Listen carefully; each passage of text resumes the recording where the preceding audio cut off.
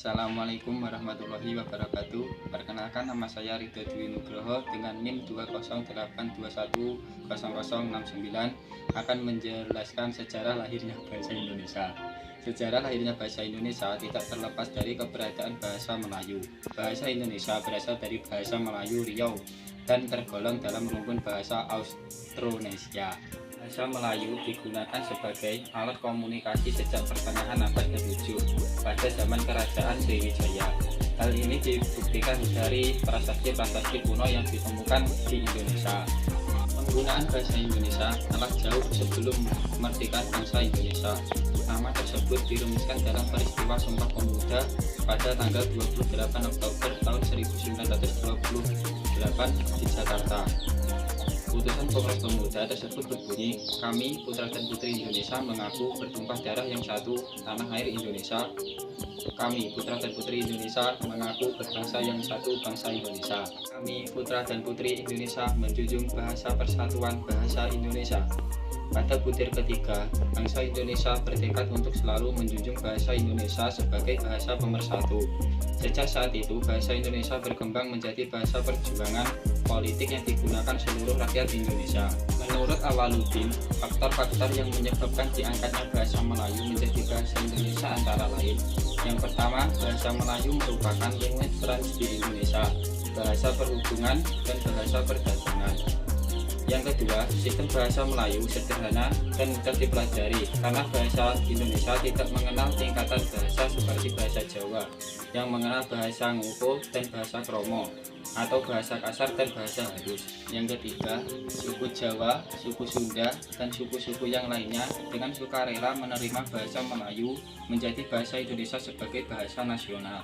Yang keempat, bahasa Melayu mempunyai kesanggupan untuk dipakai sebagai bahasa kebudayaan dalam arti yang luas. Awaludin juga menyebutkan peristiwa-peristiwa penting yang berkaitan dengan sejarah perkembangan bahasa Indonesia antara lain: yang pertama, pada tahun 1901 disusun ejaan resmi bahasa Melayu oleh C.H. A. Van Pokhuizen dan dimuat dalam kitab Logat Melayu. Yang kedua, pada tahun 1908 pemerintah kolonial Belanda mendirikan sebuah badan penerbit buku bacaan dengan nama Commissie voor de Volkslectuur atau Komisi Bacaan Rakyat. Kemudian pada tahun 1917 diubah menjadi Balai Pustaka. Yang ketiga, pada 28 Oktober diikrarkan Sumpah Pemuda yang menjadi tanda resmi penggunaan bahasa Indonesia. Pada tahun 1993 didirikan sebuah angkatan sastrawan muda dengan nama Pujangga Baru yang dipimpin oleh Sultan Takdir Ali Shah Banda. Yang kelima, pada 25 sampai 28 Juni tahun 1938 dilaksanakan Kongres Bahasa Indonesia yang pertama di Solo. Kongres tersebut menghasilkan putusan bahwa pembinaan dan pembangunan bahasa Indonesia telah dilakukan oleh cendekiawan budayawan saat itu. Keenam, pada 18 Agustus 1945 ditandatangani Undang-Undang Dasar 1945. Pasal 36 Undang-Undang Dasar 1945 ditetapkan bahasa Indonesia sebagai bahasa negara.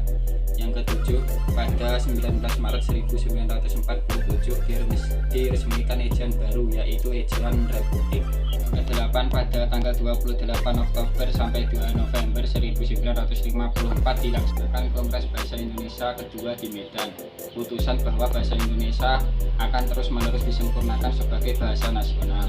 Kesembilan, pada tanggal 16 Agustus 1972 Presiden Republik Indonesia meresmikan ejaan baru, yaitu ejaan yang disempurnakan atau IYD, melalui pidato kenegaraan pada sidang DPR yang diperkuat dengan keputusan Presiden nomor 57 tahun 1972. Yang ke-10, pada 31 Agustus 1972 Pendidikan dan Kebudayaan menetapkan Pedoman Umum Ejaan Bahasa Indonesia yang disempurnakan dan Pedoman Umum Pembentukan Istilah. Sekian, kurang lebihnya mohon maaf. Wassalamualaikum warahmatullahi wabarakatuh.